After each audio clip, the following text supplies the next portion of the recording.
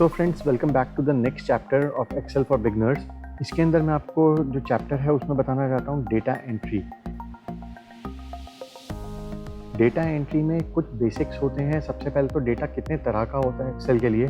सबसे पहला इसमें मैं बात करूँ तो numbers, text format, date, time, ये चार चीज़ें नॉर्मली यूज़ होती हैं और अदर्स और 5-6 ऑप्शंस हैं जो मैं आपको आगे बताऊँगा।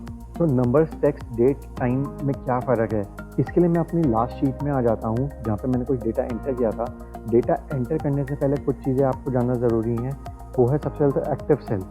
एक्टिव सेल क्या होता है? जहाँ पे भी हमारा आप देखोगे हम अपना कर्सर लेकर जाते हैं और क्लिक करते हैं, या हम माउस से ऊपर नीचे जाते हैं, या हम कीबोर्ड से ऊपर नीचे जाते हैं, तो एक सेल के चारों बॉर्डर्स वो हमें ग्रीन कलर में दिखाते हैं। तो ये हमारा एक्टिव सेल होता है।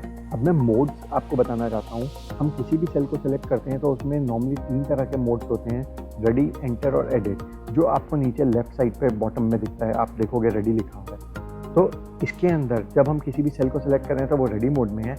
मुझे कुछ भी टाइप करना है, मैं एग्जाम्पल यहाँ पे एग्जाम्पल ही टाइप करता हूँ। तो अभी मैं टाइप कर रहा हूँ, मैंने एंटर नहीं दबाया, तो आप नीचे लेफ्ट साइड पे देखोगे एंटर मोड में आ गया।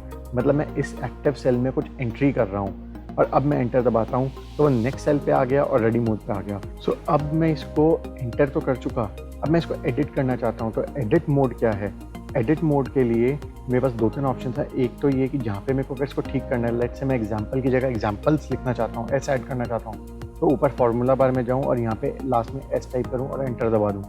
दूसरा ऑप्शन है मैं यहीं पे माउस लाऊं, डबल क्लिक करूं, एस लिखूं, एंटर दबा दूं। तीसरा और सबसे इफेक्टिव ऑप्शन जो आप अगर कीबोर्ड यूज़ करते हो वो है आप F2 दबाओ और आप एडिट मोड में आ जाओगे। अब आप नीचे लेफ्ट साइड में देखोगे तो आप दोबारा से एडिट मोड में हो, एस टाइप करना है या एस डिलीट करना है और एंटर दबा दो। सो फ्रेंड्स, ये मोड्स मैंने अब आपको बताया है, रेडी, एंटर और एडिट। आप इसको हमेशा याद रखना। नॉर्मली कोई भी इसको ध्यान नहीं देता, इग्नोर कर देते हैं। ये चीज़ें तब और ज़्यादा काम आती हैं जब मैं एडवांस लेवल पे जाऊंगा, क्योंकि एडवांस लेवल में कोई भी कीबोर्ड का शॉर्टकट या कोई भी कमांड किस तरह से काम करेगी वो इस पर डिपेंड करता है कि आप एंटर मोड पे हो या आप एडिट मोड पे हो। सो गाइज, आई होप जो मैंने अभी आपको बताया आपको अच्छे से समझ में आ गया। अब मैं आगे बढ़ता हूँ। इसके अंदर डेटा एंट्री में जो मैं आपको बता रहा था कि अगर मैं कोई भी डेटा एंटर करता हूँ, जैसे मैंने एग्जाम्पल ये डेटा एंटर कर दिया था, तो एक्सेल में हम क्यों यूज़ करते हैं कि हमें कोई कैलकुलेशन करनी है तो वो बार बार हमें मैनुअली ना करनी पड़े, कैलकुलेटर पे ना करनी पड़े, हम एक बार करें और सेम उसको दोबारा आगे कॉपी कर लें।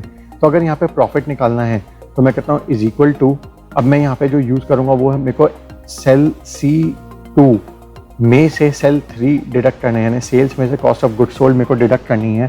तो मैं एक तरीका तो इक्वल टू दबाने के बाद 2 बार ऊपर का एरो दबाता हूँ, 100 पे आ गया, मैं C2 पे माइनस करना है और एक बार ऊपर का दबाता हूँ 3 पे, C3 पे और एंटर। ये हो गया मेरा प्रॉफिट। मुझे इसमें पता लग गया अगर मैं 100 रुपये मेरी सेल्स में से मेरी cost of goods sold 90 rupees minus कर देता हूँ तो मेरा 10 रुपीज़ का प्रॉफिट है। अब अगर मेरे को ये अगले 6 महीने तक करना है तो एक ऑप्शन तो है मैं हर बार इसको कैलकुलेट करूँ, या कैलकुलेटर से अगर कर रहा होता तो कैलकुलेट करता। दूसरा ऑप्शन है, आप अगर देखोगे तो नीचे ये छोटा सा डार्क सॉलिड बना आ रहा है सेल, एक्टिव सेल में। मैं इस पर जब लेकर आता हूँ कर्सर अपना तो ये प्लस अलग सा बन जाता है। मैं इस पर क्लिक करके उसको राइट में खींच दूंगा। इसको जहाँ तक मैं राइट में खींच रहा हूँ वहाँ तक ये अपने आप सेम फॉर्मूला लगा देगा। अगर मैं सेल C4 पे क्लिक करता हूँ तो आप देखोगे यहाँ पे C2 माइनस C3 है। इस पे जा रहा हूँ तो D2 माइनस D3 है। क्योंकि एक्सेल बड़ा इंटुइटिव और बड़ा एडवांस है तो ये ऑटोमेटिकली रेफरेंसिंग से उसको ले लेता है कि अगर आपने यहाँ पे ये वाला कमांड या ये वाला फॉर्मूला यूज़ किया और आप इसको सेम कॉपी पेस्ट कर रहे हो तो सेम रेफरेंसिंग में आगे क्या होगा। इसी तरीके से एक बहुत इंपॉर्टेंट और बहुत अच्छा फीचर है ऑटोफिल का। एग्जाम्पल, अगर मैं इसमें मंथ्स ऐड करना चाहता हूँ, ये मेरा अप्रैल का महीना था, ये मेरा सबसे पहला मंथ था फाइनेंशियल ईयर का अप्रैल। अब आगे मई, जून, जुलाई मेरे को ऐड करने हैं। तो एक ऑप्शन तो है मैं अप्रैल, मई, जून करके सारे टाइप करूँ। दूसरा है मैं अप्रैल पे आता हूँ, दोबारा अपना कर्सर कोने में लाता हूँ, नीचे प्लस पे आ गया और मैं इसको आगे अगर खींच देता हूँ तो आप देखोगे एक्सेल ने ऑटोमेटिकली सारे मंथ्स अपने आप कर दिए, क्योंकि वो इंट्यूटिवली देखता है कि अगर आपने महीना करा है और आप उसको आगे खींच रहे हो तो आप इसका मतलब मंथ्स को आगे बढ़ाना चाहते हो। और ये हॉरिजॉन्टली और वर्टिकली यानी रोज़ और कॉलम्स दोनों में काम करता है। अगर मैं यहाँ पे अप्रैल लिखता हूँ और मैं इसके नीचे यहाँ पे आके नीचे करता हूँ तो आप देखोगे यहाँ पर भी आ गया। और इसमें जो हेल्प वाला फीचर है, अगर मैं इसको जब नीचे क्लिक कर रहा हूँ तो आप देखोगे नीचे छोटा सा लिखा रहा है अगस्त, तो ये बता रहा है मैं कहाँ तक आ गया ताकि गलती ना हो।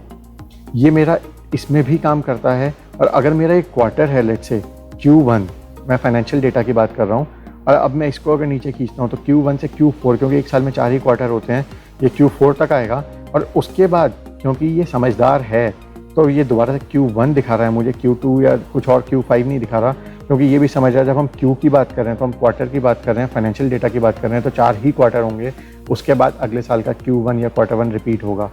ये बहुत छोटी छोटी चीज़ें हैं, बहुत काम आती हैं, मैं आपको बड़े बेसिक तरीके से बता रहा हूँ। आई होप आपको ये हेल्पफुल लगा होगा और इसमें आपको बेसिक्स कुछ ना कुछ क्लियर हुए होंगे। और अगर आप बेसिक्स पहली बार सीख रहे हैं तो आपको एक्सेल यूज़ करना इसमें स्टार्टिंग आ जाएगी। तो अगर आपको कोई और क्वेश्चन है, कोई क्वेरी है, तो आप नीचे कमेंट्स में डालिए, मैं कोशिश करके उसका आपको रिप्लाई दूंगा। और अगर कोई चीज़ ऐसी हुई जो अलग से इंपॉर्टेंट है, उस पर अलग से एक वीडियो बनाऊंगा। तो फ्रेंड्स, आई होप आपको ये पसंद आया हो। आप इसको लाइक सब्सक्राइब करिए ताकि जब भी मैं इस पर आपको नेक्स्ट चैप्टर डालता हूँ या इसमें नए वीडियोस डालता हूँ तो आपके पास उसकी नोटिफिकेशन आ जाएगी। और इसको शेयर करिए ताकि आपके फ्रेंड्स एंड फैमिलीज़ भी इसका बेनिफिट ले सकें। Thanks a lot, thank you, bye bye.